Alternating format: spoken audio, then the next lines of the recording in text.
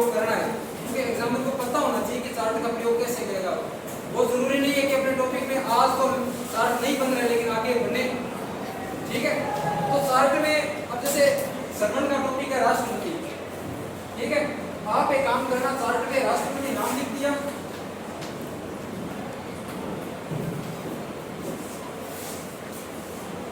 उसको विशेष डिजाइन दे दो कुछ भी।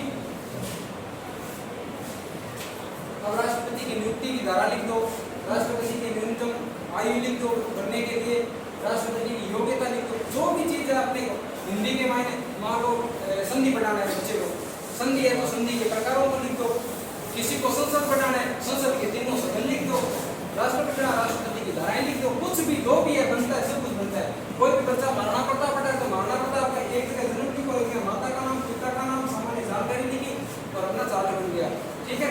विज्ञान गणित में चार्ट बनने के लिए कोई दिक्कत ही नहीं है, प्रत्येक स्कूल आपका वर्ल्ड टॉपिक है, वर्ल्ड में आप एक बच्चे को दर्शा सकते हो कि ये बच्चा बल लगा रहा है, ये ऐसा चित्र जो बच्चा सामान्य जीवन में जानता है। कोई भी गाड़ी का चित्र है, प्रत्येक बच्चा जानता है कि ये गाड़ी है और ये गाड़ी को धक्का लगा रहे हैं और यहाँ बल लग रहा है, कोई दिक्कत नहीं है। चार्ट की बात ये है, चार्ट कोई जरूरी नहीं है बनना, लेकिन आपको बनाना जरूरी है, तो उसको पता होना चाहिए कि इसको चार्ट बनना आता है और चार्ट का प्रयोग भी आता है। चार्ट है वो राउंड करके रहोगे यहाँ, ठीक है।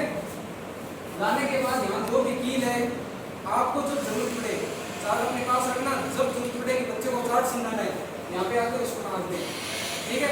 और जब भी चार्ट का प्रयोग हो आप हाथ में वो संकेतक रखिए, संकेतक से बच्चे को समझाएं कि ये चार्ट पर अक्षर स्पष्ट और बड़े लिखे हुए होने चाहिए, इतने बड़े भी नहीं कि अक्षर अक्षर ये बाकी कोई जानकारी लिखी नहीं होगी और इतने छोटे भी नहीं कि बच्चा देख नहीं पाता पीछे से।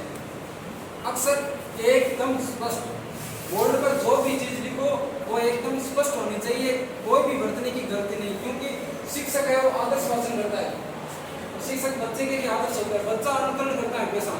शिक्षक ने अगर राष्ट्रपति में ती छोटी लगा बड़ी लगाई है तो बच्चा यही सीखेगा कि राष्ट्रपति में जरूर ती बड़ी होती है, वो घर जाकर कभी नहीं सीखता है कि ये छोटी होगी बड़ी होगी, शिक्षक ने क्या बताया या किताब में क्या लिखा है, उससे कोई संबंध नहीं है।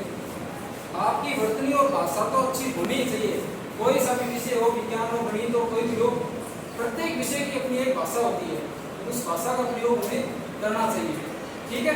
तो वर्तनी एकदम शुद्ध होनी चाहिए, रेखा सीधी हो, बोर्ड पर लिखे गए अक्षर स्पष्ट हो, बच्चे को समझने में दिक्कत नहीं होनी चाहिए, सामान्य बच्चा हो विशिष्ट बच्चा हो, प्रत्येक बच्चे को समझ में आना चाहिए कि ये अक्षर ये नाम न्यूटन लिखा हुआ है तो न्यूटन ही दिखाई दे रहा है, ऐसा नहीं होता। शुद्ध ऐसु की बात है तो शुद्ध ऐसु की तो अपने को पता रखना ही है। विद्यालय नाम है तो विद्यालय में दैन है कि दय होता है, आधा दय और ये स्पष्ट दिखना चाहिए।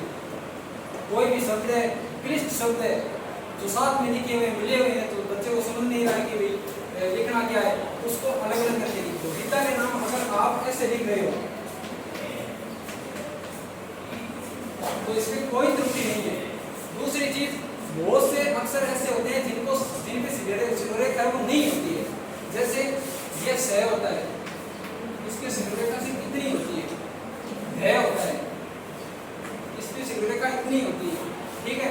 श होता है इसकी शिरोरेखा इतनी होती है, कोई भी शब्द हो शिरोरेखा इसके ऊपर से नहीं गुजरती है, ये कुछ खास है जिनमें ऊपर बोर्ड राउंड रखना होता है सब में, उसपे कभी शिरोरेखा नहीं होती है। तो खास बात, बोलने में भी आपके भाषा में शुद्धता होनी चाहिए। अगर आप भाषा पढ़ा रहे हो तो आप इससे अगर भाषा में ये शब्द आ रहा है तो आप उसे विज्ञान बोलिए, अगर ये विज्ञान में शब्द है तो आपको पूरी भाषा देखने की जरूरी नहीं है, विज्ञान बोल सकते हो, लेकिन संस्कृत या हिंदी पढ़ा रहे हो तो आप विज्ञान बोलिए, क्योंकि ये जब बच्चा बोलेगा कि ये संयुक्त वर्ण है वो किन से बना है तो आप बोलेंगे कि ये है किससे बना है,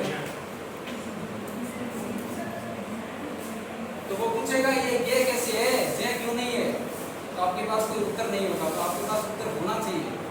भाषा का जरूर देखिए, हिंदी संस्कृत जिसके भी विषय है आप देखिए, शुद्ध बोले, क्षेत्र जो भी है उनको लिखना भी सीखिए। शिरोरेखा की बात आएगी और बाकी कोई दिक्कत नहीं है, सामान्य सी बात है।